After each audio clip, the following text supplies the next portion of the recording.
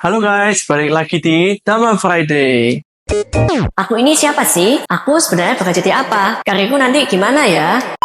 Kalau kamu pernah bertanya-tanya tentang hal ini ke diri sendiri, mungkin ini waktunya kamu untuk berhenti. Yap, berhenti dari aktivitasmu sejenak dan tonton video ini sampai habis. Pertanyaan-pertanyaan yang muncul tadi bisa jadi pertanda kalau kamu sedang mengalami krisis identitas.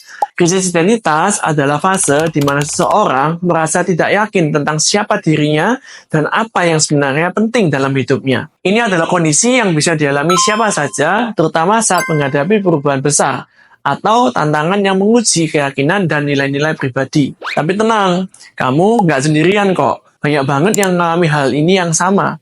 Apa sih penyebabnya? Gimana cara mengatasinya? Bagaimana cara kita bisa bangkit kembali? Salah satunya dengan cara yang anti-mainstream, yaitu dengan bermeditasi. Penasaran? Yuk tonton sampai akhir.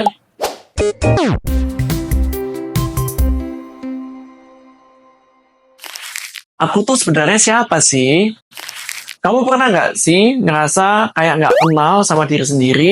Kayak orang asing gitu loh. Bingung mau ngapain, tujuan hidup apa. Bahkan sampai ngerasa kayak alien di lingkungan sendiri. Nah, itu tandanya kamu lagi ngalamin yang namanya krisis identitas. Krisis identitas ini basically kayak kondisi di mana kamu mempertanyakan siapa dirimu sebenarnya, apa nilai-nilai yang kamu pegang, dan di mana sih posisimu di dunia ini. Intinya, kamu kayak kehilangan jati diri gitu deh.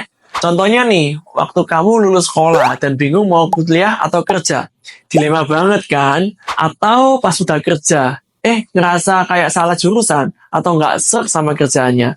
Rasanya tuh kayak ini bukan passionku. Bahkan, krisis identitas ini juga bisa muncul gara-gara pengaruh di lingkungan sekitar. Kayak misalkan pergaulan, sosial media, dan ekspektasi orang tua.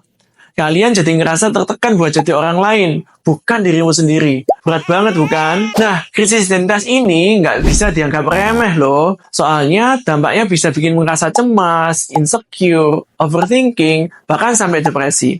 Makanya penting banget buat kita semua paham bagaimana cara mengatasinya. Jangan sampai krisis identitas ini bikin kamu down dan malah makin terpuruk.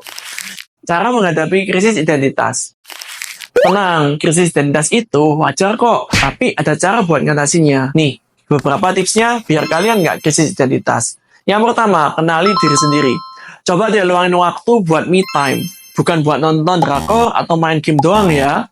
Tapi beneran buat refleksi diri. Kenali apa yang kamu suka, apa yang kamu nggak suka, apa kelebihan dan kekuranganmu. Explore hobi baru, misalkan baca buku, nonton bola, hal-hal baru yang bikin kamu bisa penasaran. Intinya, gali potensi dirimu sebanyak-banyaknya guys. Yang kedua, cari support system. Nah, ini penting banget guys. Curhat sama orang yang terdekat, kayak keluarga atau sahabat, bisa bantu loh buat ngelewatin masa-masa sulit ini.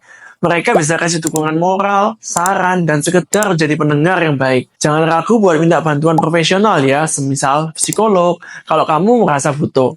Nggak usah malu, kesehatan mental itu sama pentingnya dengan kesehatan jasmani. Yang ketiga, set goals. Tentukan tujuan hidupmu, baik jangka pendek maupun jangka panjang. Mau jadi apa 5 tahun lagi, 10 tahun lagi, dengan punya tujuan yang jelas, kamu jadi punya arah dan motivasi buat jalanin hidup. Terima diri sendiri. Cintai diri sendiri apa adanya guys. Setiap orang punya keunikan. Fokus sama kelebihan dan juga mau menerima kekuranganmu sebagai bagian dari diri sendiri. Nggak usah maksain diri buat jadi sempurna, karena kesempurnaan itu relatif.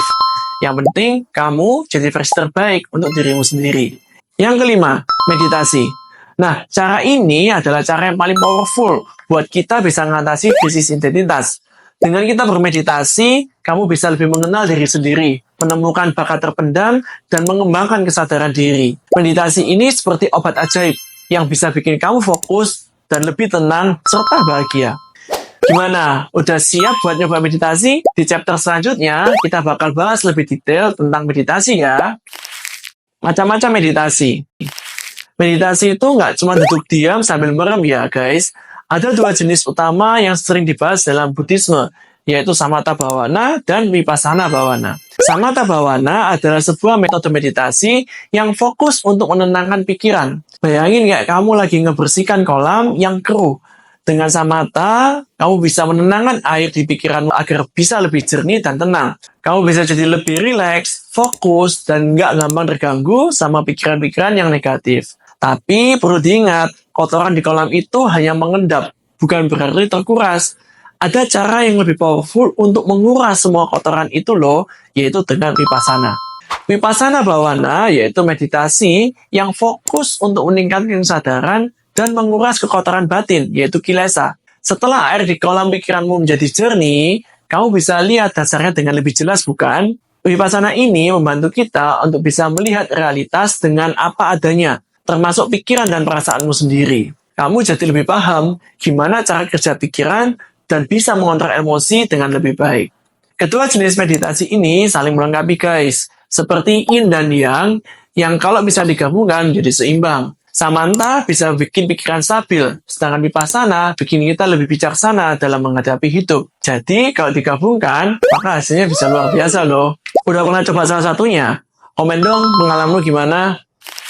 Apa yang sebenarnya dilakukan saat kita bermeditasi? Meditasi itu sebenarnya simpel banget guys. Intinya, kamu cuma perlu nyiapin tempat yang tenang dan nyaman. Bisa di taman, di kamar, atau di mana saja yang bikin kamu betah. Terus, ikuti langkah-langkah berikut ini. Yang pertama, cari posisi dengan nyaman.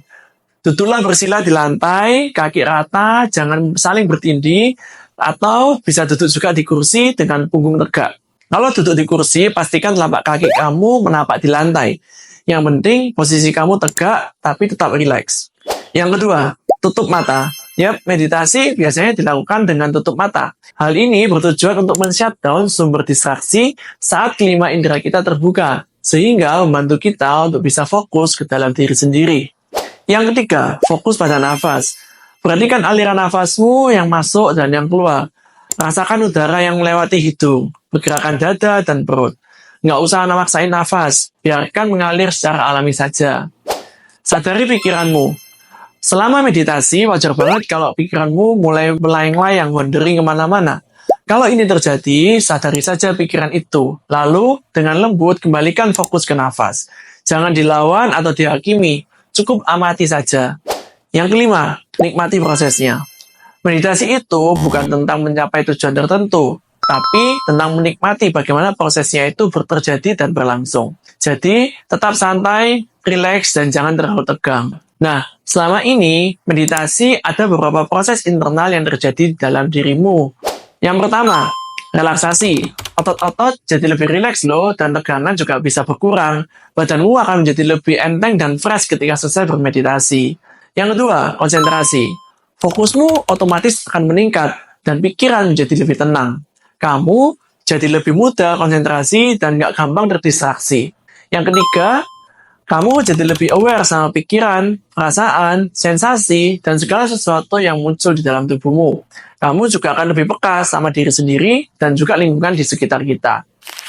Moralitas dan cinta kasih, fondasi kuat untuk meditasi. Nah, biar kamu selama meditasi menjadi lebih maksimal, penting banget buat kamu untuk punya fondasi moral yang kuat, yaitu dengan mengembangkan cinta kasih.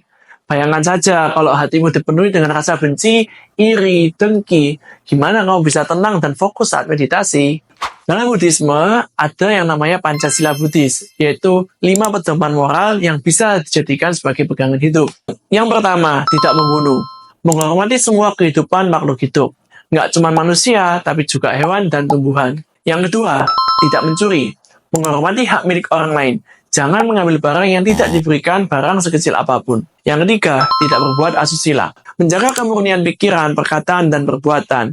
Jaga sikap dan perilaku. Jangan sampai merugikan orang lain. Yang keempat, tidak berbohong. Berkata jujur dan bisa dipercaya.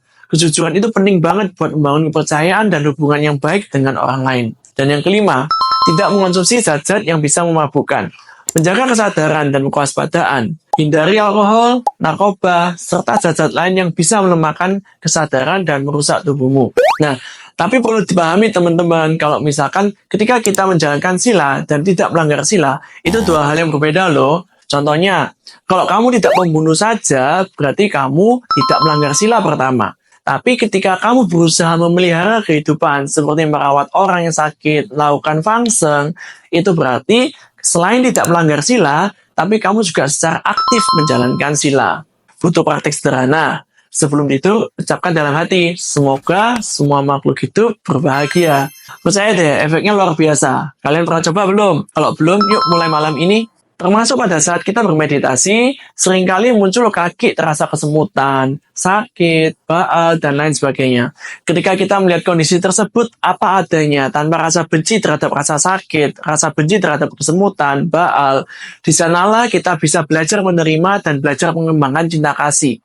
Dengan pemahaman demikian, maka kamu bisa cepat melampaui rasa sakit loh, dan keterampilan ini bisa diaplikasikan dalam kehidupan kita sehari-hari. Aplikasi dalam realitas kehidupan dari berlatih meditasi.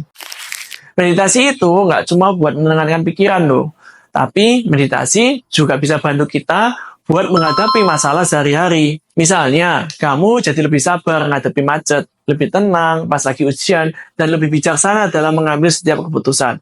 Kamu jadi nggak gampang emosi, stres, atau panik, dan batinmu akan jadi lebih seimbang. Ada cerita nih tentang seorang mahasiswa yang dulunya gampang panik kalau saat ujian. Setelah rajin meditasi, dia jadi lebih tenang dan fokus. Nggak cuma itu, dia juga jadi lebih percaya diri dan mudah bergaul dengan orang lain. Nah, bonusnya lagi, meditasi juga punya segudang manfaat buat kesehatan fisik dan mental loh. Mau tahu apa aja? Stay tune ya di chapter selanjutnya. Bonus meditasi banyak banget. Udah rajin meditasi? Selamat, kamu bakal dapetin banyak bonus. Apa aja itu? Yang pertama, kesehatan fisik. Meditasi bisa meningkatkan sistem imun, menurunkan tekanan darah, serta mengurangi resiko penyakit jantung. Ini terbukti secara ilmiah loh. Kamu bisa cari di jurnal ilmiah. Kamu jadi lebih sehat dan nggak gampang sakit. Yang kedua, kesehatan mental. Meditasi bisa bantu buat ngobatin stres, kecemasan, dan depresi. Kamu juga jadi lebih bahagia dan punya self-esteem yang tinggi. Pikiranmu jadi lebih positif dan jadi lebih mencintai diri sendiri. Buddha pernah bilang, kesehatan adalah hadiah terbesar, kepuasan adalah kekayaan terbesar, dan kesetiaan adalah hubungan terbaik. Dhammapada 204. Dengan meditasi, kamu bisa mendapatkan semuanya itu loh. Nah, gimana? Udah mulai tercerahkan belum? Intinya, krisis identitas itu wajar banget dialami siapa saja, terutama di fase-fase transisi kayak lulus sekolah, kuliah, atau mulai kerja. Tapi kamu nggak perlu khawatir. Dengan mengenali diri sendiri, menentukan tujuan hidup, dan menerima diri dengan apa adanya, kamu pasti bisa melewati masa-masa sulit ini. Dan yang paling penting, jangan lupa buat nyobain meditasi guys. Percaya deh, cukup luangin waktu 10 hingga 15 menit sebagai pemula untuk kita bisa melatih meditasi dan kamu bisa ngerasain perubahan positif dalam hidupmu. Oke teman-teman, terima kasih ya udah mau nonton video ini. Ikuti terus konten-konten kita selanjutnya yang bakal bahas tentang kehidupan seputar agama Buddha yang pastinya informatif dan pastinya seru. Kalau ada yang mau kasih revisi, pertanyaan, atau menambahkan pendapat, bisa langsung komen di kolom komentar ya. Kita akan diskusikan bareng-bareng guys. Jadi jangan lupa untuk like, komen, dan juga subscribe biar kalian selalu update dengan ajaran Buddha. See you!